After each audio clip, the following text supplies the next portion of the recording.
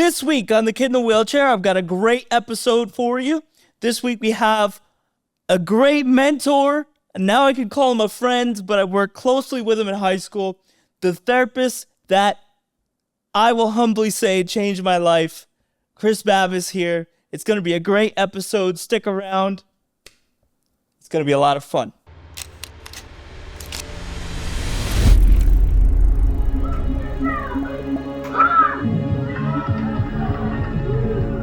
You might know me as the kid in the wheelchair because I was diagnosed with cerebral palsy at 18 months old. I'm going to share with you my experience in the healthcare system, growing up different, and what it's like living life on wheels. Alongside some of the people that have had an impact on my world, as well as the world of disability, I'm having those difficult and sometimes ridiculous conversations that reframe the way we think about disability. All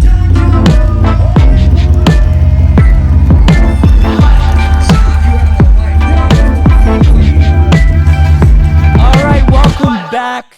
I'm your host, John Gilroy. Like I said, without further ado, we got Chris Babb here.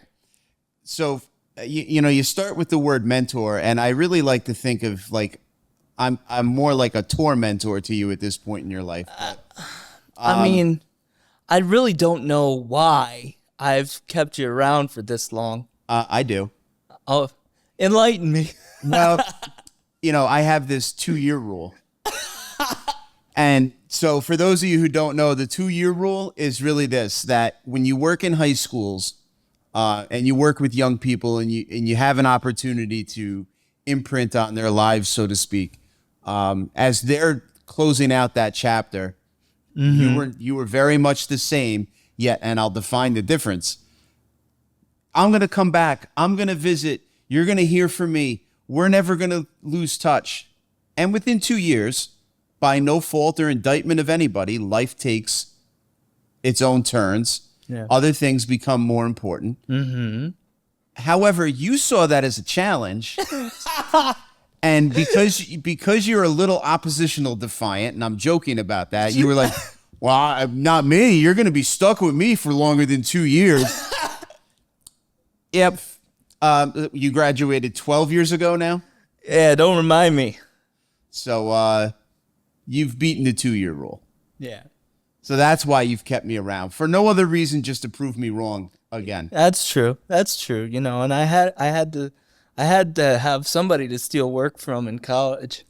Yeah, great. Thanks. Thank you, Albany, for his GPA.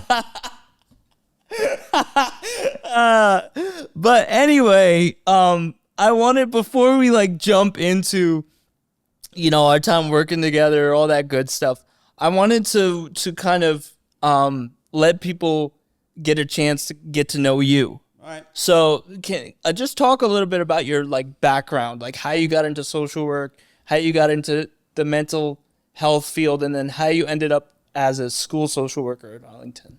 So I'll try to be concise with this. I mean, I always knew from the time I was in high school that I wanted to help other people. Mm-hmm. I knew that I wanted to be kind of like the next neo-Freudian, if you will. Mm-hmm. Which, by the way, then when you start to study Freud, you're like, yeah, I don't want to be like that. Yeah, for real. But I knew it. I knew that's what I wanted to do in that capacity. I didn't know anything really about social work as a career when I was going to college. But I graduated from SUNY Oneonta because between Albany and Oneonta, those are the two best psych programs in the SUNY system. Mm-hmm. I liked the rural layout, if you will, of Oneonta as compared to the urban sprawl of Albany. The wind tunnel that is Albany. The wind tunnel that it is. And so, I graduated from there. That was in 93. I then started to chip away at trying to get my foot in the door with mental health. So I started doing groups for family services for a domestic violence program. That was kind of the resume patter. And then eventually I landed in a day treatment facility run by Astor. That allowed me to begin to go back to school for grad, to get my master's. At that point, I discovered social work, and then chipped away at my social work degree. That took some turns, so to speak. But then I landed a job within a couple of years after being at Astor. I landed a job at Bosse's, and working at Bosse's at the alternative high school. I started off as a crisis worker while I was going back to school, kind of full time, because I needed 64 credits for my master's, because I had no foundational work. Yeah. So I had to do the full boat. Like, I had to do. They were like, you got nothing to even go off of. You got to go. Yeah. So it's funny. Like the job I had with Astor, I had 12 credits under my belt when I stopped working for them. They were given tuition reimbursement. And then when I landed back with Bosse's, about a year and change had gone by. That had to be all out of pocket then at that point for grad school. So I did 20 credits to bring me halfway. And then our daughter was born, and I just decided to, bite the proverbial bullet. I did 32 credits in 1 year while working full time as a provisional social worker for Bosse's, because they had a retirement position that I interviewed for and landed that. And then starting as a social worker, really with nothing under my belt other than knowing how to work with people as a whole. I was exposed to all the districts in Dutchess County. Yeah. And that meant also Arlington. And then Arlington, after 6 years being at Bosse's as a social worker, they had an opening in 2006 at the high school. That's the year my brother graduated. Yeah. So you got in there right after Dean left. Yeah. Yeah, right so after. I never got to meet Dean as a student. No? And so I really had no preparation for what the next Gilroy was going to bring me. Nothing could have prepared you for me. No. I'm still not prepared. Where are we right now? For real. But yeah, so 2006 came to Arlington and, just finished up year 18 there. Year 26 in New York State Ed. So sadly now I'm on the, oh my or gosh, gladly, depending on the lens I'm looking through any particular moment, I'm kind of closing in on the back end of the career. Yeah. So, but before we go any further, guys, this is just a quick housekeeping thing. Just every once in a while, glance over and tell me if that red light on your camera shuts off. Okay? I could do that. All right? Because the last time we've been having issues with the cameras, and they decide to just clock out of work early. So we're just trying to prevent that. That's why. So it's kind of fitting because you would do that when I was trying to get you to do the work. You would change the subject and you would, talk about things that had nothing to do with the question I was asking you. So you clocked out too. So it's called avoiding the issue because you don't want to deal with it. Yeah, it's also called parallel process. Yes. So here we are. So that kind of dives into the next question of how do you remember how and like when we first met? Yeah, you and I talk about this a lot, right? Like I circle back to Friends of Rachel, right? So, we hold this huge Rachel's Challenge school assembly program. You were identified as one of the students that would benefit from being in the Friends of Rachel Club training, right? Like to take the elements of that assembly and put it into action. Yeah. You were one of those kids. It was like, yeah, he'd be really good. He's got leadership quality. And it was really at a club meeting is when we really met. I mean, we met, I would say superficially in the training. Yeah. Cause I remember that was in the library. I remember, I think the very, very first time that I met you, it was in that courtyard area because they were having some kind of Friends of Rachel thing in that courtyard area. Yeah. And I was there, so I went and I did that, but it was kind of just like a hi, how are you? My name's John. Hi, I'm Mr. Babb, blah, blah, blah. And then so it was very cursory, Yeah, it's fair. And then you're right. Then the next time it was a training. Yep. And then I went to the club meeting. And the club meeting, to this day, I quote you. Yeah. Because little did I know right? Like, honestly, when you stood up in front of everybody at that club meeting and introduced yourself, that the words you spoke weren't just about like the physical elements of the metal, right? Of the chair and the walker. Yeah. So for those who don't know maybe what I'm referring to, so we're at a club meeting. It's after school. It's a Tuesday. Still runs the same way, Tuesdays after school. And you stood up and you said, "Hi, I'm John Gilroy. If you want to get to know me, all you got to do is come up and say hi and, ask me a question, because I'm not defined by what I'm confined to." Yeah. You stood up from the chair. You stood in your walker. And at the time, I was just like, that's pretty ballsy. Yeah. Like, here's this young kid who can so easily be somewhat fragile because you've lived with so much uncertainty and had to deal with so much, and little did I know, right? Yeah. But like, I just found that to be such a profoundly courageous statement. Yeah. And the truth is, right, it wasn't just about the chair. It wasn't just about the walker. It's so interesting because it's like, you've mentioned that story a lot to me over the years. Yeah. And as I've gotten older, I'm realizing that even that sentiment, like I am not defined by what I'm confined to, has changed a lot with me, because now that I'm older and have gone through, the therapeutic process. You are older. How much older are we now? about almost 15 years older. Yeah, you're 30 now, right? I just turned 31. So yeah, I'm inside my 30s now. Early 30s. Yeah. But it's so interesting because, as I got older, I realized, like, wait a second, even a statement like, I'm not defined by what I'm confined to, I started to understand, like, wait a second, that whole notion of you're confined to your wheelchair is not an actual thing, because the wheelchair is what gives me my independence. Right. It's what gives me my freedom. So even when you share that story, it is a very profound statement. But even looking at it now, after I've gone through therapy, I've started to understand my relationship with my disability more. I'm understanding, like, that statement, while profound, also came from a space of not really being one with my disability and being able to accept it too. And for me, even I'll extend beyond that. When we started diving into some of the work, right, that maybe was rooted in your disability, confinement was cognitive confinement in the way you were framing the world, right? So there's a point to what you were just saying, your view of your relationship with your disability, right? The cognitive confinement. What about, and then the emotional confinement, right? Yeah. Like the things that shackle us, are confining, they're limiting in some ways.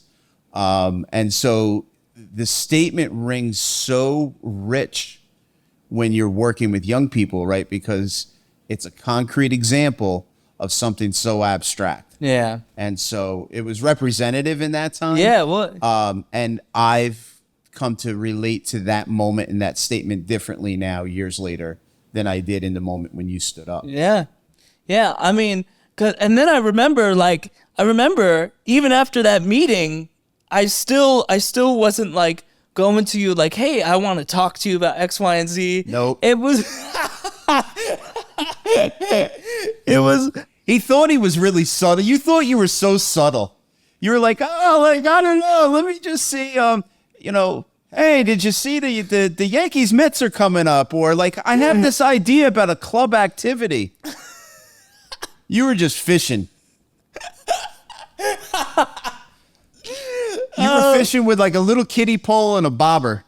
Yeah, I mean, it's so interesting because it's true. I was kind of just like feeling it out, like going there being like, okay, because at that point, I hadn't told anybody what was going on at that point in my life. I mean, we'll get into that later, but I hadn't told anybody, so I was like, all right, I'm kind of just feeling this out, and I had never really allowed myself to be vulnerable in a way. So Yeah, and part of it, is just a natural course of adolescent development. You were just trying to see where your place was, right? Yeah. Where do I fit in within the context of myself now that I'm in high school? yeah. So I mean, I did get the sense when I would come around, as you say, kind of fishing. Oh, you were fishing. I did get the sense from you that like, oh, I think he knows there might be something more going on here. Listen, as subtle as you think you were, Yeah.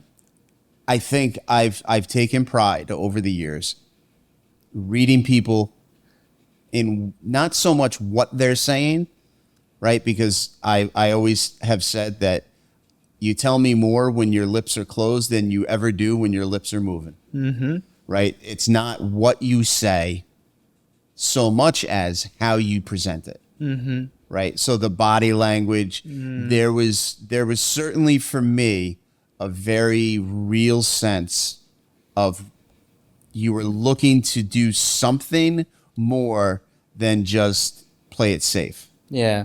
And so, we just started having those conversations. Yeah, I remember the first time that I approached you, and you were half expecting me to be like, oh, what idea for the club do you have this time, right?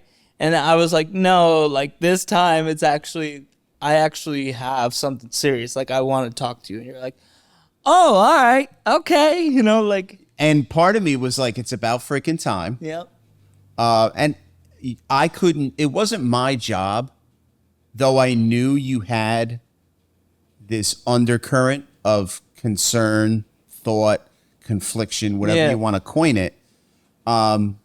You needed to be ready. Mm-hmm. You needed to be willing. Yep. And you needed to be able to take that monumental proverbial leap. Yeah, I mean, at that point in my life, like I said, I hadn't talked to anybody besides my parents about what was going on. At that point in my life, I was getting bullied pretty relentlessly every day at lunch by it was basically an individual who shall go unnamed on this podcast. We'll call him Voldemort. Yeah. He shall not be. Yeah, exactly. But he basically kind of, I like to phrase it as like kind of infiltrated the friend group that I had built, right? Mm-hmm. And then your safety net. Exactly. And then that year it was just constant every lunch period, because it was with him and all my friends, and they would just constantly pick on me for the way my left hand moved. And that's to this day, and I know that that's kind of a little bit further ahead, but that story always stood out to me. The pencil and the pen. Yeah, the pencil and we'll get to that. You're like, what's the pencil and the pen? Yeah, we'll find out. We know they're writing utensils. Yeah, that was not the vehicle by which they were really being utilized. Yeah. Mm-hmm. So I remember our first session. We were in your old office in the West APO when they shoved you into that, filing cabinet sized office. It is now the records room, and do you remember they also had the built-in, it's still there obviously, but it's now the records room, but had that built-in closet with the air conditioner built, and it would overflow and water would leak out of the pan into my office. Yeah, it was great. They loved you, man. They were like, give them the top-notch office. Yeah. Put them in the closet. But I remember going to this and still just the ambiance of that office sticks with me from that first session, because I remember you were always very intentional. I didn't know it then, but now having gone through it, and kind of understanding the way that you work, and also having my own degree in social work now, I understand like the environment. You're welcome, GPA. Yeah, right, exactly. But I remember it just being like it wasn't dark, but it was kind of softly lit. all the clocks were covered. So when you're in that room, you have no choice but to be in the moment. Well, so clock cover, what did you learn about clocks not being visible? It means that you need to basically stop focusing on time and like future time or past time and focus on the present time. Yeah, I mean, listen, it's no secret that, I mean, and I'll shift gears. Like, it's great now because like we shifted at the high school to this PA system with a digital clock, right? So that if there's a hold in place or a lockdown or a special announcement, emergency, whatever, it permeates through the speaker system that's built into the digital system. I refused to let them put it in. I made them take it out of my office. Yeah. And so there's just an analog clock in my office. Yeah. And most students can't tell time on an analog clock anymore. So it's not a Crazy. distraction at That's all. crazy. So, but yeah, it was so that students didn't begin to look at it, especially, early on, right? When you're delving into like doing the work. How much time do I have left? Like, how much time till I get out of here? Yeah. Right. And then you spend so much time doing this that you're not fully present. Yeah. Yeah. And I remember that first session because I'm sitting in this office and I had come down from Mr. Moss's chemistry class. Mr. Moss. This was my sophomore year in high school. Just for context, guys, I was a sophomore in high school. So I had come down from Mr. Moss's, and I got in there, and I'm talking, and there's About everything but what you wanted to talk about. exactly, yeah. I was just kind of like, dancing around the edge of the pool without diving in, right? And then it was almost, I noticed you kind of sat up in your chair, your computer chair, right? You rolled over to me, and I remember you looked me dead in the eyes, and I was like, oh boy, right? And I know now that what you took is a very calculated risk. It was a risk, clinical risk. Is you looked at me in the eye and you said, listen, cut the bullshit. You can't tell me you've never had a day where you're like, why me? Why me? You can't tell me you've never had a bad day. We all know it, John. Like, drop the act. We all know it. I remember telling you, there's no way being somebody who is afflicted with cerebral palsy, who understands fully the progressive nature of your cerebral palsy in terms of muscle stiffness. Yeah, I mean, it definitely can progress. Yeah. That it didn't ever impact you where you said, what do I have left in front of me? Why is this me? Like, I don't need this. Yeah. Yet it's mine. And I said, you're not superhuman. You're human. And I remember just in that moment, just the shoulder drop and the head drop. The chin drop was profound. Yeah. So profound. Because it was like, he's got me.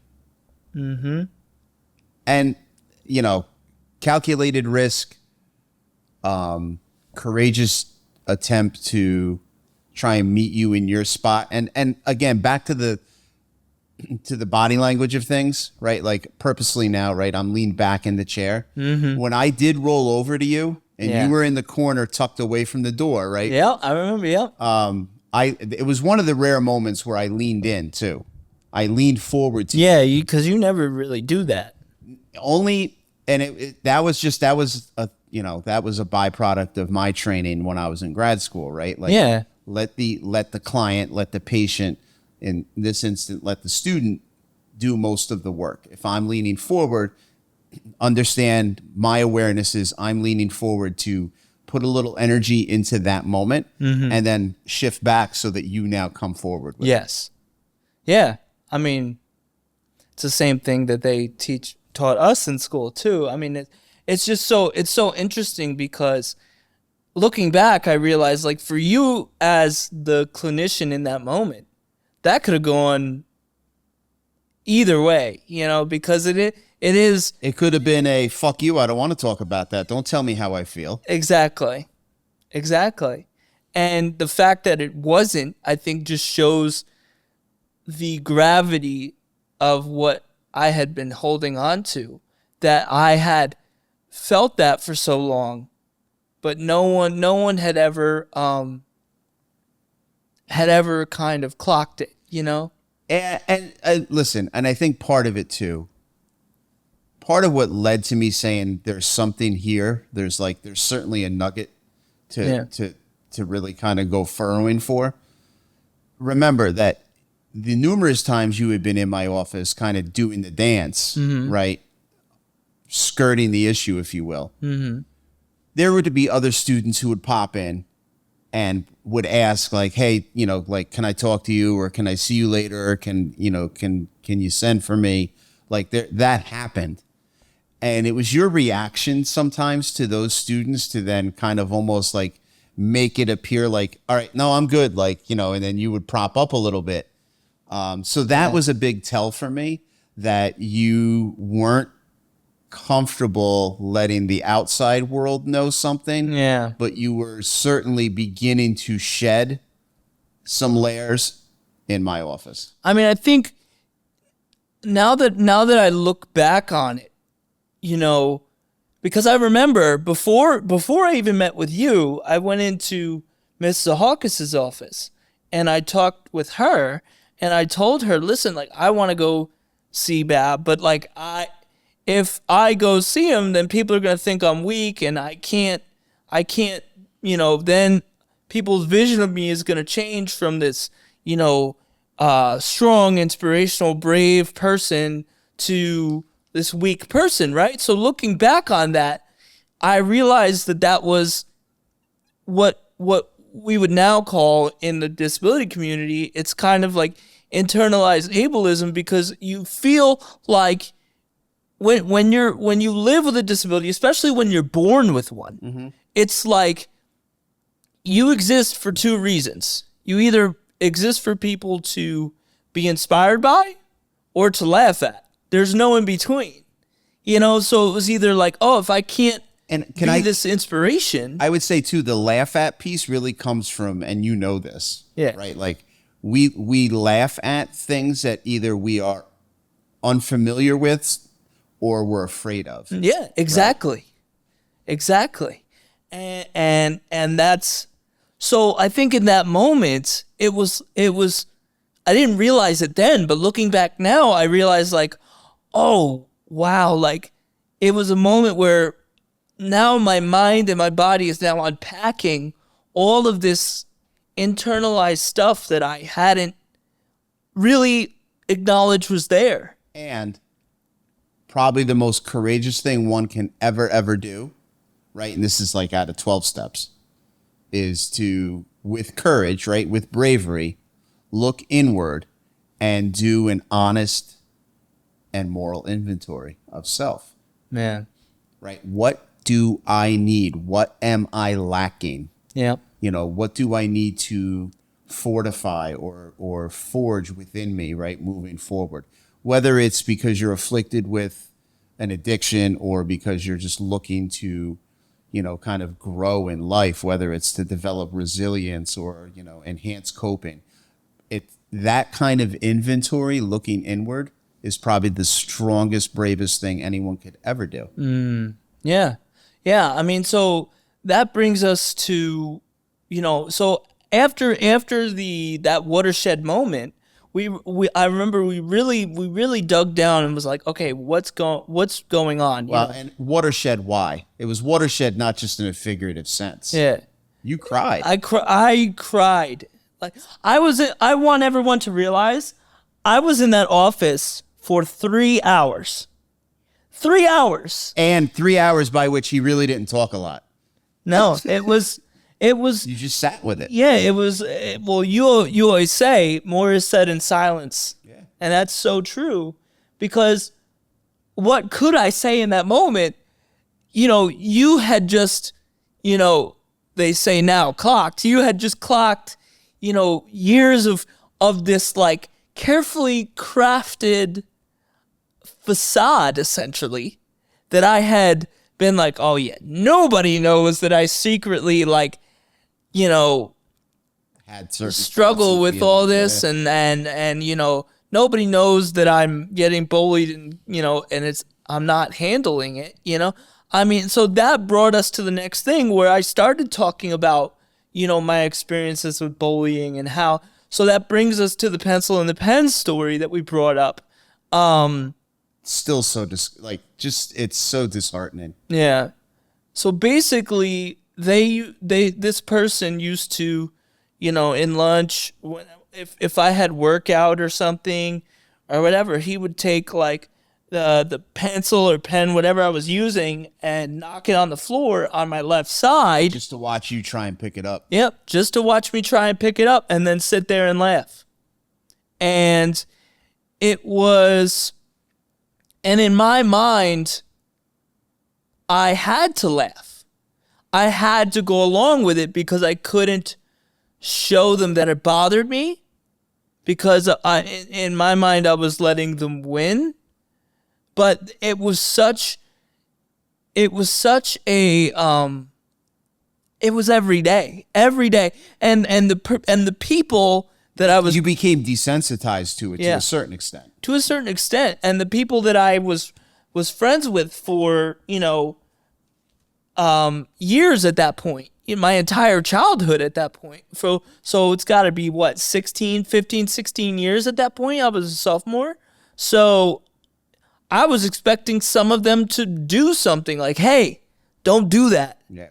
But no, they watched it happen. They either didn't say anything or they laughed at it, which I would argue now is the same thing as doing it. You know? Yeah. I mean, we now know, through the Dignity Act and through some of the national attention that bullying and bully-related suicide has developed, and honestly, even just the mass incidents of school violence, right? Mm-hmm. Really, which is oddly enough is what brought us together, right? Because it was Rachel's challenge, which comes from the Columbine tragedy in 1999. We know that there's the bully, the victim, and the bystander. Mm-hmm. And the bystander is just as toxic as the bully. Yes, absolutely. So that I remember one day in lunch, I took out this journal. This is the journal. This is the journal from my sophomore year. This is my journal. And it's like one of the books in the Bible now. Yeah, basically, right? It's like, it's so interesting. It's like a time capsule, But I wrote this in my journal and I passed it around.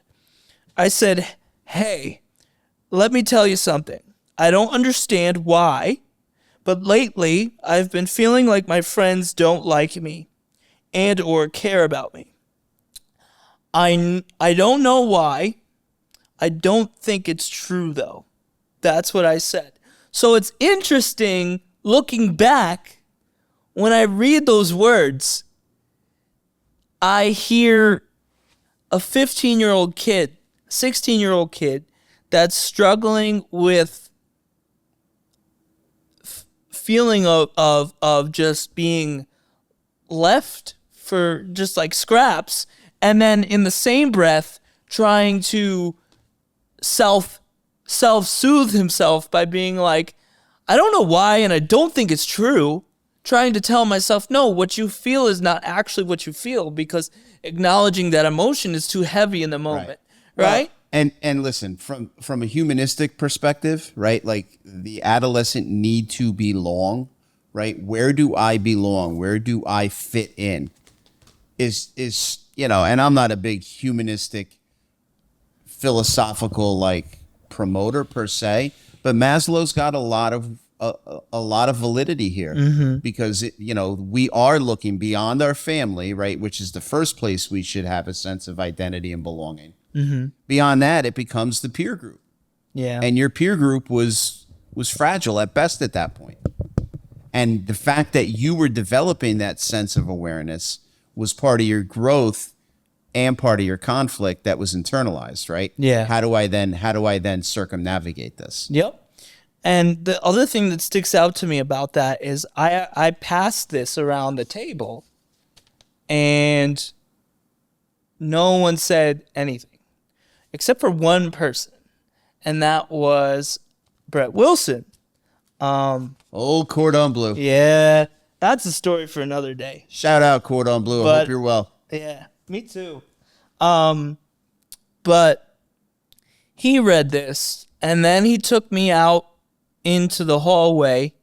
We were sitting in cafeteria. I think it was like cafeteria B or one of the old ones, A and B are the two original. Yeah, right. Mr. Brooks would call those the original. Yeah, right by the senior lounge. Yep. So he took me on the hallway and he's like, "Hey, what's going on, man?"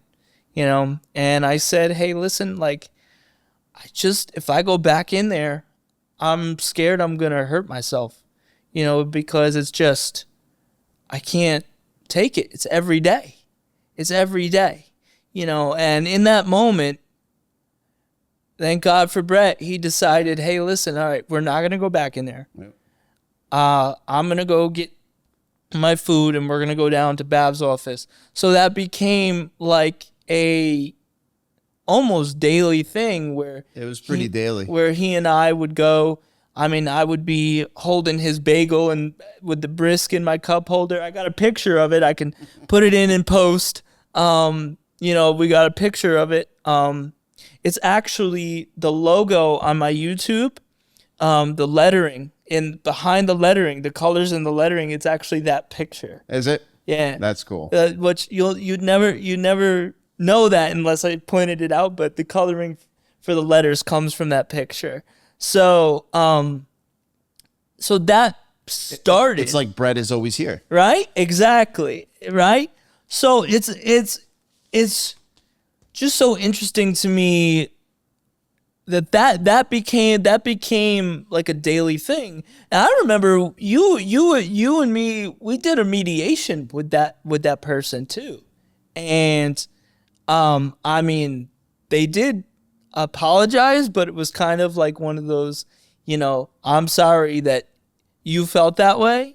You know what I mean? I'm sorry if what I did made you feel. Yeah, exactly. Exactly. It wasn't a full-throated, but at that age, they're kids, you don't really... Yes, you were. Yeah, I know. But like when you started coming around with Brett, it's funny, like I remember thinking initially, all right, so do I just keep it like superficial? And I have a recollection of the conversation where you clarified, like, yeah, he kind of knows, like, it's okay, like you can ask whatever. Yeah, because Brett and I, at that point, Brett and I used to talk every night. We would call each other and talk. So I knew everything about what was going on in his life. Yep. He knew everything what was going on in my life. So it was like at that point there was nothing I could say that he didn't already know. Yeah. But it's different when you have somebody who's going to really then challenge the things that you thought you knew, or right, because I have a different lens. Yeah. Right. So to be able to have that conversation where I can ask probing questions in front of somebody else, that's a different dynamic, obviously. Yeah. And, that was something that we needed to have an agreement on. Yeah. Mm-hmm. And that's the other thing that I really liked, that I think was a big eye opener for me, where of course the bullying and all of that, coming to terms with my disability and all of that played into the reason why I was coming to see you. That was a big, but I think through our work together, hold on, burp's coming. Pause for burp. Say Ooh, it. Nice. We got it on the mic. And now I got it on my lap. We got it on the mic. All right. We need a burp cam. That's what we need. Or a wet wipe. There you go. Oh, that's just from my big mouth spitting when I talk. But it's, what was the saying? Basic. Oh, just with Brett coming in. And the reason for. Oh, that's right. I was talking about basically how. Good thing one of us still pays attention. Right? I know. It's just my brain is just going. I can't slow it down. But so I think at that point we had a lot of conversations about the bullying and like coming to terms with, my disability and blah blah blah blah, all that stuff, right? But when I started coming down more regularly with Brett, that's when we started kind of doing the deeper work where we're going down, we're pulling the scab off and we're going underneath, right now. Opening up wounds that had not properly healed. Yeah, and I had come to realize that while a lot of the emotion in the moment, some of it could be attributed to what was going on, the bullying, the, coming to terms with my disability, that a lot of the emotion and the struggle that I was having just came from years of bottling up emotion that I had. Do you remember me asking you, aren't you tired? Yeah. I think that was part of the big moment. That was. Like, aren't you just tired of pretending? And I remember asking you if you were afraid and if the fear was about your mom in particular. Yeah. Knowing the truth about how scared you were. About how tired you were from what you've been hiding. Yeah. I pushed the mother button. And you were right.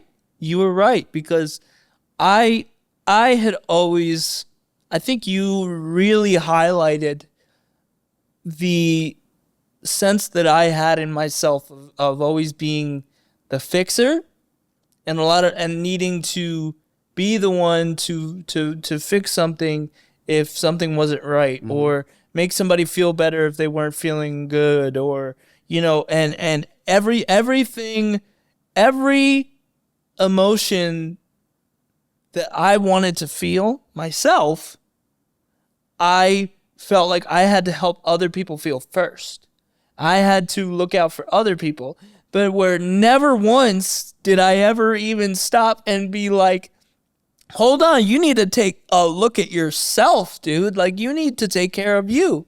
So while I'm out here, rebuilding other people's roads and bridges, I got freaking potholes and, stuff going on. You were pretty depleted in terms of, like, your cup really didn't have a whole lot in it right? And that became part of the conversation too, is that, if part of your drive is to help others, if part of your drive is to not have mom worry as much, then you need to put into yourself so that you can then meet those demands better.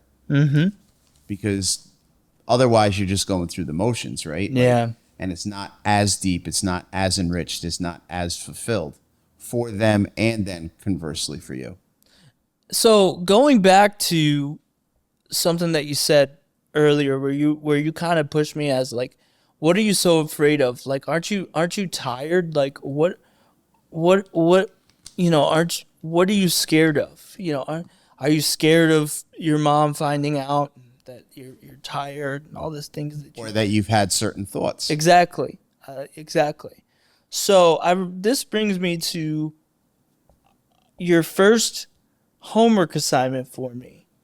I remember was because you knew that I had journals and that I wrote poems and stuff like that. So you said you want me to write a poem about fear. And when I read this poem, it's so interesting to me Because first of all, it's like I said, it's a time capsule. It's dated April 4th, 2010. That was our first session. The 3-hour session was April 4th. Which was the day after my 40th birthday. Yeah, because I remember a couple days before, I was in one of my like fishing sessions, and that's when I helped you plan your 40th birthday. Yep. Yeah. But anyway, I wrote this poem, and it's so interesting when I read it, because I know mentally in my mind I was not looking positively, right? I was not looking at the positive in the moment, but whenever I would write, it was almost like my subconscious was trying to reach in and pull me through, because everything that I would write, even though I would be in this like dark abyss of confusion, and it was always something like, okay, you need to focus on, the good that's coming out of this. So, well, we now know through just studying, the human brain and evolutionary biology, right? Like survivalism, right? The fight or flight response of all human beings, like you and I in this moment, like in a really, really like philosophical space, can say that we're having this conversation because our ancestors were really good at identifying threat. Mm. So they were able to survive, and we could date this all the way back to hunters and gatherers if we really wanted to get dicey with it. But the conversation is that the human brain is geared to look for threat. Yeah. And that means we're going to latch on to the negative, and we're going to allow the positive experiences, if we're unaware and we're in autopilot mode. The human experience kind of slides out, like they say, like Teflon, right? Mm-hmm. For those that don't know Teflon, that's like your nonstick front. But there's people that go, Teflon, what's that? But right, like the mind is like Velcro when it comes to the negative, and like Teflon when it comes to the positive. Yeah. So I want to read this poem. Yeah, I'm always curious, because like I remember you bringing it in, but to hear it brings me back. Yeah, I want to read this. Now, it's not, keep in mind, I do poetry, spoken word professionally now, so this is not my proudest moment. I wrote this in 10th grade, so don't make fun of me. 10th grade would make you 15, 16. I was held back, so I was 16. Biologically 16, but maybe emotionally, because you're a male. Yeah. All right, you're a biological male, which means emotionally you were probably 12, 13. Probably. So I said, you asked me what defines fear, because that's what you asked me. What defines fear? What does that mean? So you asked me what defines fear. I say nothing, because fear is abstract, a thought, not a fact. A simple mindset in times of confusion, in times of reflection, pain, and delusion. If you fear fear, you fear you. Fear is self-inflicted. Oh, if you only knew that fear is born, raised, and nurtured by you, brought to life by the unknown, symbolized by darkness, the seemingly endless taboo, its wretched grip one must battle through. And we now know, right, rumination, right, dwelling on that which is in the past is a byproduct of really kind of, maybe in your instance, like why does this person keep behaving like this towards me? Yeah. Why do I have CP? Yeah. And the fear is really, what is fear? Fear is a future-based emotion, right? And you said something in there that I tell people still to this day, but it's in Babb terms. Thoughts and feelings are not facts, right? Just because you feel something doesn't mean it's true. Yeah. Yeah. I think people need to hear that more today, more than ever. Well, to hear it from somebody that they're speaking with, not because it's posted on somebody's social media space, yeah, exactly, or because a social influencer said it. Like you need to have those really meaningful, palpable, in same shared physical space conversations with people. Yeah, and I think I want to dive into that a little later because that's an important thing to talk about. And I also wanted to kind of dive into how I got permission from my dad to talk openly about this too. Not too deeply, but I think in our sessions, I mean, I found out that, like I said, there was so much more to it. And one of the things is, at that point in my life, my relationship with my dad was not great. I mean, he knows. I mean, I've spoken about it openly, and he knows it. I said at that point in my life, at 16, 15, 16, I hated that man. I hated him. I couldn't even be in the same room as him, right? But, and let me say that because that's the way I thought. I thought I hated him. That was your frame. Yeah, I thought I hated him. I thought I didn't want to be in the same room as him.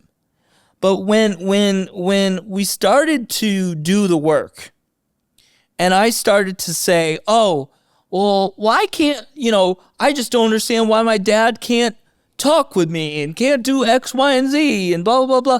And you helped me take that step back and realize, John, your father is speaking with you. Mm-hmm.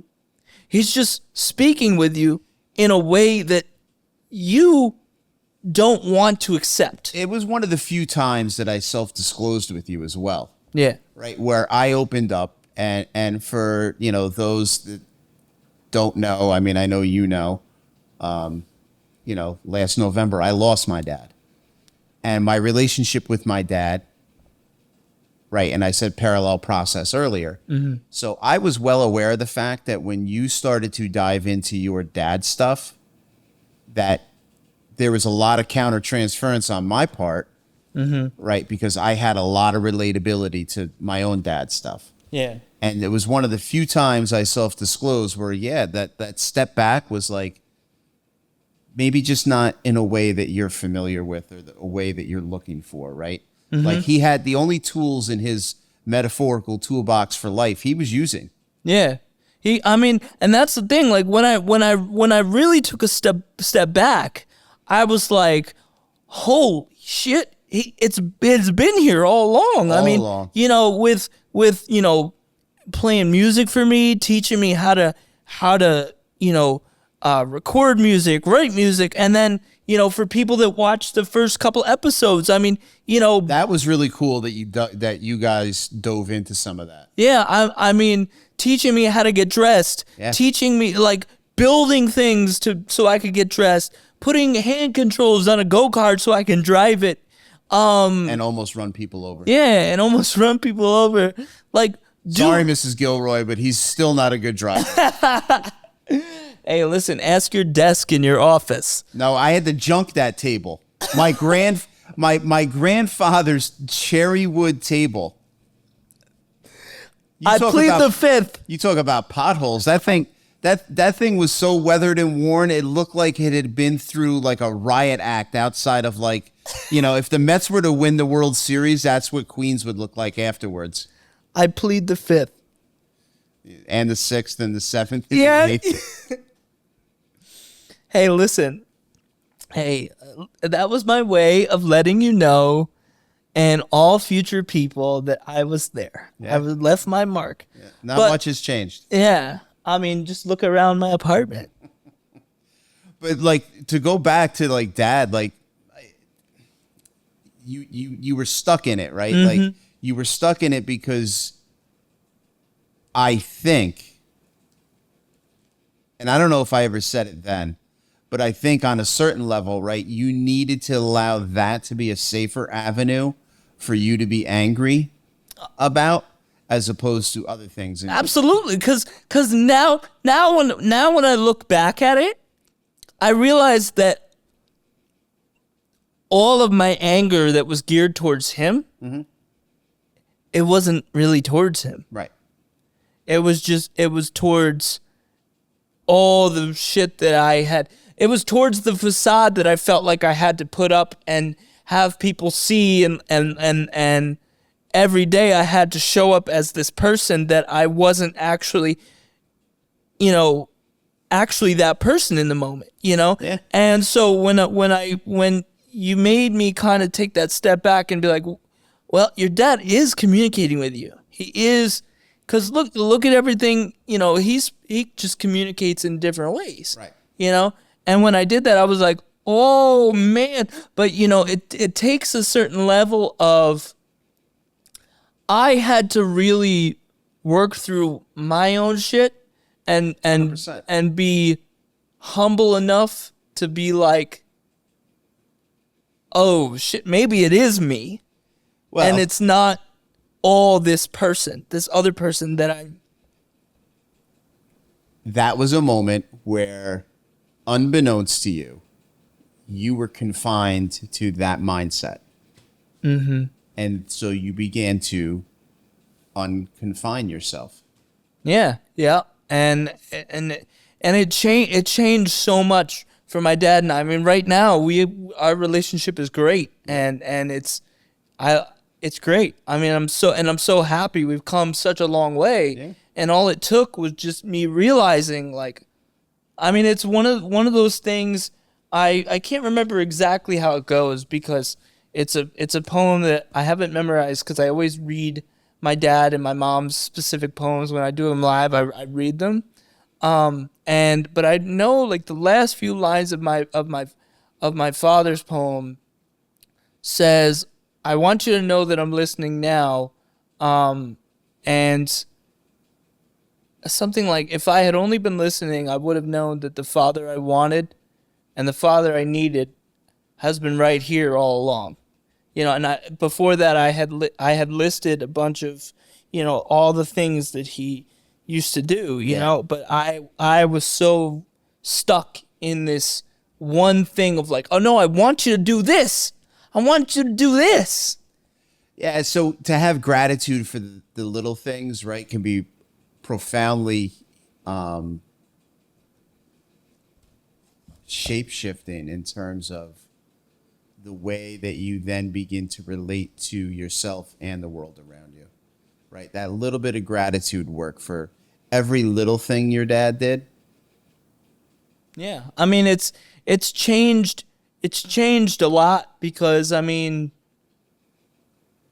when you let go of that vision of what you want a person to be, right? This is what I want someone to be. When you say that out loud, doesn't that sound like such a selfish statement? To be like, I want you to be like this. Oh, it's completely selfish. I want you to be like this. I want you to be like this. But what if that person actually just can't? Right. So that's the toolbox reference, right? Yeah. Like your desire to have somebody possess the tools that you would possess if you were them is such a setup for ourselves. Yeah. And if there's anyone listening who I've used this toolbox reference with when I'm working with them, I got it from him. So. That, along with his GPA, a couple of papers that he wrote. Maybe I say a couple if he counts by 10. Listen, young Doe, if you're watching this, it's all a lie, okay? That was my social work practice professor. Yeah, I'm sure. But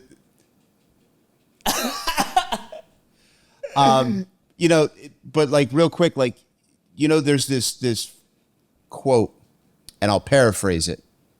When I was young, I thought my father was the stupidest man in the world. Now that I'm older, I see how wise he really is. Yeah, I think that's a Mark Twain quote. Is it a Twain quote? quote? I think you gave me a printout of that quote, and it's still hanging on my childhood bedroom door. Still there. You said it was, now I'm paraphrasing, but I think it was something like, when I was a child of 14, something about dad not knowing much, and then now that I'm a man of 21, it's amazing to see how much he's learned, and just, Yeah. 7 years or something like that. Yeah, as we get older, our perspective changes, and so how we then can we confine, right? Think about this, like not only do we confine ourselves, but we confine and limit.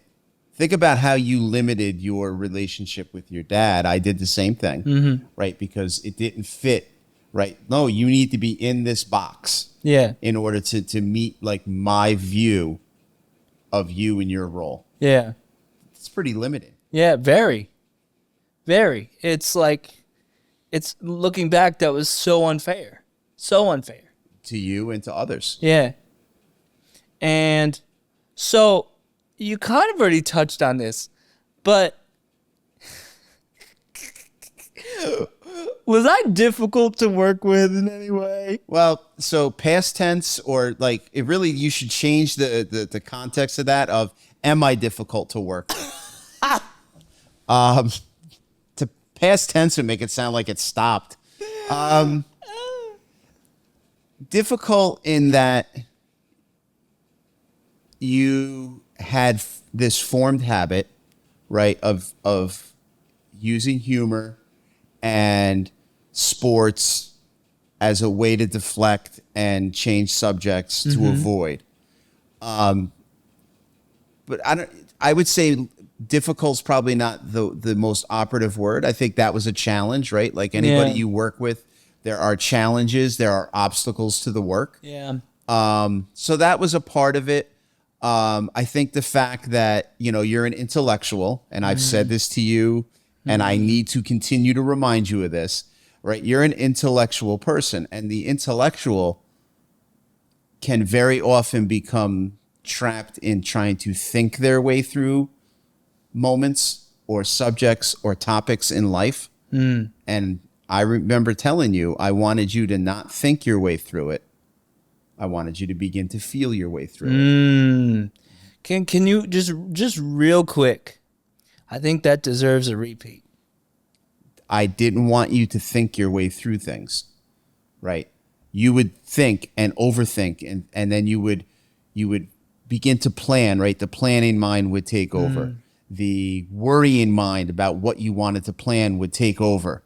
And then the dwelling or remembering of like, well, the last time I tried to plan this, and then you think back, and what happens is it runs the risk of becoming such a narrative that enhances anxiety and or depression, right? And we're not in like this moment of, what am I feeling about this? And I wanted you to become more intimate with your emotion and less familiarized, because that was the habit, was the way you framed the world. I wanted you to like think less, feel more. I wanted you to feel your way through it. I remember one of the things you always had to remind me, because I had this tendency to just want to bulldoze through everything. Oh, you know, still.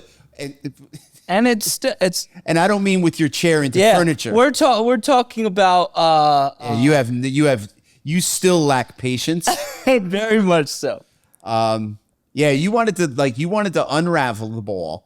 I remember we used a baseball reference. I don't know if you remember this, when we talked about, have you ever like peeled apart a baseball and then unwound everything? Yep, I remember this. Yep. And that you wanted to unwind it and wind it back up and stitch it back together and then put the ball back in the game. Like that baseball analogy of like, no, you need to be patient. You did not just come to be who you are, what you're thinking, though the revelation of like, oh shit, like I've really been like faking it. And oh shit, I've really had some pretty dark thoughts. Oh shit. Just because I just had this oh shit moment doesn't mean then that it just occurred. Yeah. That was just the watershed moment, as you said, but that was built up as a byproduct of time. It wasn't gonna take the same amount of time to put it back together. I mean, I remember you drew a timeline. Yes, beating me to it here, Mister. By the way, I never took notes. This is all from memory with him. Yeah. Isn't that crazy? It is crazy. Just while I'm doing this, quick red light check. Is it still on? Yeah, we're good. We're good. We're going. For those that are wondering, it's not my lazy eye. I'm just purposely looking over there. Yeah, because all right. So I'll take a picture and put this in post. But there's the Let me see. there's the timeline. Yep. 93 to 2010. That's so crazy. Right? Yep. There it is. Yeah. Now we can extend it out from 2010 to 2024. I know it's really this whole journal is so wild to look back at because you just see. For me, I can remember where I was when I wrote. It was catalytic, though. Yeah. Oh, absolutely. I don't know how I got any work done that year because when I would come home from school, Bab, I'm not even kidding you. This is what I would do. I would come home from school. Be impatient and want to journal until you found the answer. Sit in the what I would do. I'd dig myself a bowl of scoop myself a bowl of Neapolitan ice cream. Put some chocolate shell on it. You know that hardens and stuff. Yep. You mix it up real so it gets nice and soft, and you sit in the recliner chair. Wrap myself up in a blanket because in the mentality, you know, I was struggling with a lot of those, you know, fear of harming myself. So it was like, okay, if I sit in this chair and I wrap myself up, then as long as I'm here, I can't do anything, right? So I would sit here and have my journal on my cat's back, rest in peace, Bubba, and just be writing for hours before I even did any homework. And it's a wonder. I don't know how I like, you know, got the grades that I did. I don't know. It's not like you had my papers for high school. Yeah, I know. Exactly. Exactly. Right? I'm going to get a phone call from UAlbany after this. Oh, we have to revoke your degree? We are actually we're auditing your credentials. I'm going to get it. Yep. But it's just and I remember I'm joking. He took bits and pieces. Yeah. He didn't plagiarize. I remember this is another thing going back to the way my dad would communicate. You know, you talked about how I used humor, and I think I got a lot of that from my father as well because I would be sitting in the chair writing. He would come, he would take this, and he'd say, "Okay, I'll give you $1 for every poem that I don't understand," right? And then he would just come in with a wad of dollars and start like making it rain on me, you know? So it was his way of trying to make me laugh in moments when I didn't feel like I could laugh, you know? Well, so when you have a child who is emotionally hurting, it can be for many, many, many parents, if not all. I don't want to make it a universal truth, but it's such a position of not feeling empowered to be able to do anything, right? Like if somebody has a physical scar, like they fall down, skin their knee, you can tend to the wound. Mm-hmm. The emotional wound is a more difficult thing to tend to. So, you know, we'll resort to like what we know, what's in the toolbox. For your dad, it was humor. Yeah. Now, I want to share this one poem from here because this is one, I remember when I read it to you, you actually copied it and then you had it framed in your office for a little while. I remember this one. I never titled my poems. Looking back, I wish I titled and dated them, but like I think in the moment it was like I don't ever want to reground myself in this moment. So and maybe titling them would have been confining, right? So now you can look back and you can have maybe the perspective of the growth. Yeah. So this one is, if you find me here, help me find myself. Guide me to people who listen. Guide me to people who care. Bring me to the gardens where my soul grows and feeds upon the beauty of the green rolling hills. Let my roots crawl beneath your beloved land and stand steadfast, yet still growing upward. Let my soul be nurtured. Let it drink the sorrows from above. Let it be greeted each morning by the sun and put to bed by the moon. Let my soul be nurtured, finding warmth in its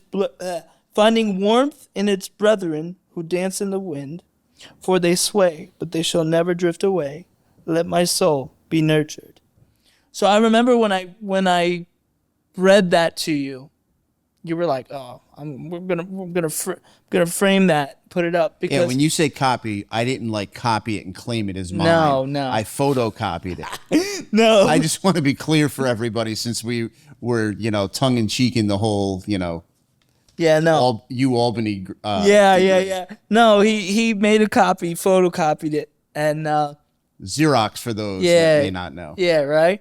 And I just remember, because that poem, I feel like was a pivotal point for me, because it kind of spoke to the line where I said, "For they sway, but they shall never drift away." It was almost like, okay, you're in this moment, John, where you're swaying, you're bending, and you're doing this, but plants, they're made to sway, they're made to go in the wind, and that's gonna happen. And not just plants,